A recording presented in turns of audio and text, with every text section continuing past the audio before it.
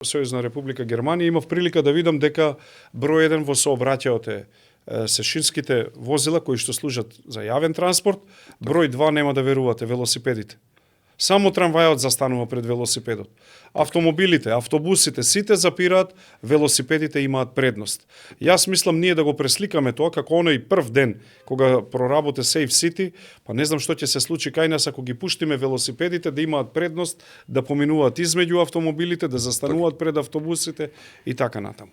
А навистина имаме подобри можности за развивање на тој тип на сообраќај од една Германија, например, каде што почесто врне и дожд и снег и така натаму, отколку кај нас. И поевтино и побрзо, би рекол во секој случај. Меѓутоа, само да надополниме дека тука е многу битна и инфраструктурата.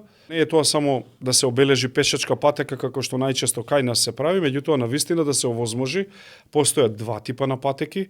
Едната е која што е за должински патеки, односно за возење побрзо со велосипед, која што, например, ве вози од Ѓорче, да кажеме, до автокоманда, а другата и со можности за исклучување, исто како и градските сообраќајни.